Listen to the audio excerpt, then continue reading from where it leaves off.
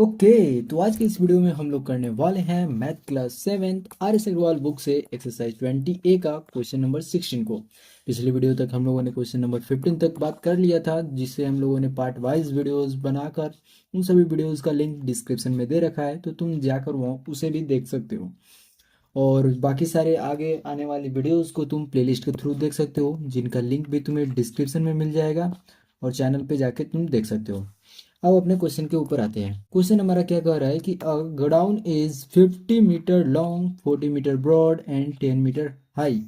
देखो, सिंपल सा क्वेश्चन है, कोई भी ज़्यादा ऐसा कोई चीज़ नहीं है जिसमें तुम्हें ना समझ में आए।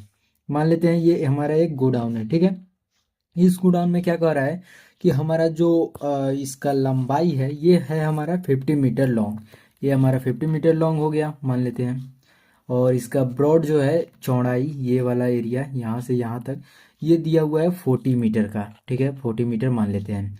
और ये जो हाइट है ये हमें गिवन है 10 मीटर हाई। समझ में आया। अब कोई भी घर है तो उसमें लंबाई चौड़ाई और ऊंचाई तो होगा ही। तो वैसे ही एक गोदाम है, ठीक है, गोदाम जिसे हम लोग कहते हैं। कह रहा है कि find the cost of white washing its four wall and ceiling at 20 rupees per square metre. अब सिंपल सा क्वेश्चन है। कह रहा है कि अगर हम लोग सेलिंग में वाइट वॉशिंग कर रहे हैं, मैंने पुट्टी डलवा रहे हैं, ठीक है, और चारों दीवालों पे कर रहे हैं, इधर भी, इधर भी और इधर भी, और ये सामने वाला पोर्शन में भी कर रहे हैं। समझ में आया। ये तो तुम्हारा जमीन है तो इसमें नहीं हो रहा है, इसीलिए बोल दिया है कि चारों साइड के दीवालों पर और सीलिंग यानी ऊपर छत वाला पोर्शन पे, ठीक है, वाइट वॉशिंग किया जा रहा है। और पर स्क्वायर मीटर का जो कॉस्ट आ रहा है वो 20 रुपीज़ आ रहा है। तो तुम्हें बताना है कि कितना रुपया जो है वाइट वॉशिंग के लिए हमें देना पड़ेगा। सिंपल सा क्वेश्चन है, ज़्यादा कुछ खेलने की ज़रूरत नहीं है। और हम लोग जो है बहुत ही आसानी से बता पाएंगे। देखो कैसे। अगर हम लोगों को सबसे पहले इन दोनों कोई का एरिया मालूम चल जाए, पहला सीलिंग और दूसरा दोनों चारों वालों का, तो हम लोग दोनों एरिया को जोड़ देंगे और 20 से सिंपल मल्टीप्लाई कर देंगे तो ये हमारा बता देगा कि टोटल कॉस्ट कितना आएगा। ठीक है। तो सबसे पहले हमें एरिया जो है मालूम होना चाहिए। तो दो इसमें एरिया निकालना पड़ेगा, पहला तो चार वालों का और दूसरा सीलिंग का। तो तुम चाहो तो दोनों में से किसी का भी पहले निकाल सकते हो। देखो, सीलिंग के लिए जो है ना निकालना बहुत ही आसान होगा। जो लंबाई यहाँ से यहाँ तक का रहेगा वही लंबाई यहाँ से यहाँ तक का भी रहेगा। बिल्कुल सही बात है, चौड़ाई भी जितना रहेगा उतना ही रहेगा। तो यहाँ से जो है एरिया ऑफ सीलिंग निकालना आसान है। यहाँ पे हम लोग सिंपल लिखेंगे, area of ceiling is equal to L into में बी। तो एल जो है हमारा 50 मीटर है और ब्रेथ जो है वो भी हमारा 40 मीटर है। तो यहाँ पे एरिया हो रहा है तो metre into metre, metre square. ठीक है, इसीलिए स्क्वायर मीटर बोला है, ठीक है। ये बात ध्यान में रखना। तो ये हो गया तुम्हारा 2000 स्क्वायर मीटर। अब देखो area of four wall, four wall के लिए तुमने अगर तुमने अभी नहीं पढ़ा है तो कोई दिक्कत नहीं है, लेकिन जब हम लोग आगे पढ़ेंगे क्यूबॉइड, क्यूब का एरिया वगैरह, तो उसमें तुम्हें मालूम चलेगा कि कर्व सरफेस एरिया निकालने के लिए क्यूबॉइड का हमारे पास फॉर्मूला आता है 2 इंटू L प्लस बी, जो इस रेक्टेंगल का हमारा फॉर्मूला होता है। पेरीमीटर का रेक्टेंगल, पेरीमीटर ऑफ रेक्टेंगल का जो फॉर्मूला होता है 2 into L plus B. Simple उसमें अगर इंच से हम लोग मल्टीप्लाई कर देते हैं तो वो वैल्यू हमारा बन जाता है curve surface area of cuboid का। समझ में आ रहा है। और यही फार्मूला का हम लोग सिंपल यहाँ पे यूज़ करेंगे, जो कि हमारा फोर वाल का निकालना है, ठीक है।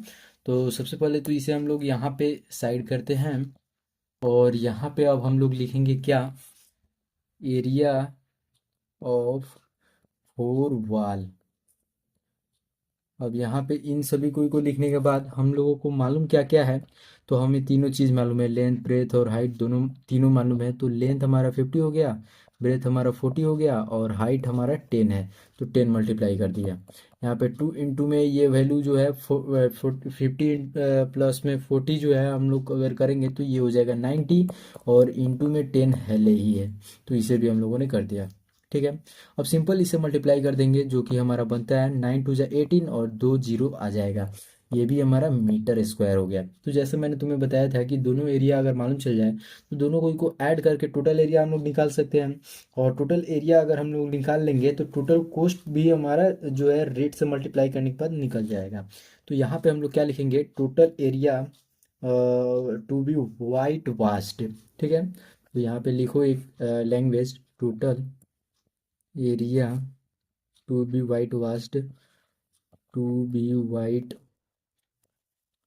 वास्ट इज इक्वल टू क्या हो जाएगा, तो ये हो जाएगा 2000 और प्लस में 1800, 2000 प्लस में 1800, और ये स्क्वायर मीटर स्क्वायर है तो मीटर स्क्वायर यहाँ पे रहने देना। ठीक है, अब देखो यहाँ पे ये वैल्यू हमारा 3800 हो गया, यानी 3800 मीटर स्क्वायर।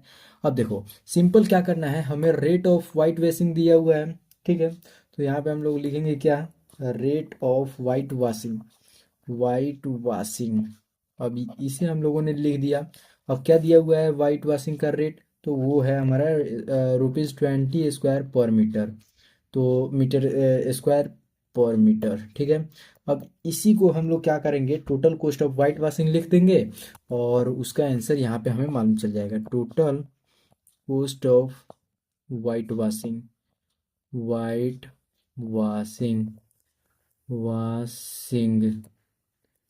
अब सिंपल ये वैल्यू हमारा इक्वल हो जाएगा 20 इंटू में 3800 के। अब ये वैल्यू जो है हमारा रुपीज़ में आंसर दे देगा। ठीक है, तो अब यहाँ पे हम लोग निकालते हैं, R S is equal to ये वैल्यू हो जाएगा 2 8 जा 16, और 2 3 जा 6, और 1 7 76, और 3 जीरो आ जाएगा। देखो सिंपल जब भी तुम्हें जीरो वाले मल्टीप्लिकेशन आए तो सिंपल जो वैल्यू जीरो से पहले होता है उसमें मल्टीप्लाई कर देना होता है, और जितना जीरो बच जाता है उसको सिंपल लिख दो। तो यहाँ पे टोटल तुम्हें कॉस्ट कितना पड़ जाएगा, तो 76,000 जो है कॉस्ट पड़ जाएगा, अगर तुम सीलिंग और इसका चारों साइड के एरिया को अगर तुम वाइट वॉश कराते हो तो ये था तुम्हारा क्वेश्चन नंबर 16 का सॉल्यूशन।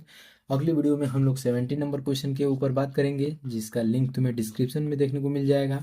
वीडियो को यहाँ तक देख चुके हो तो वीडियो को लाइक करो, चैनल पे नए हो सब्सक्राइब जरूर से कर देना, अपने दोस्तों के बीच में शेयर जरूर कर देना, और मिलते हैं अगली वीडियो के साथ, तब तक के लिए बाय।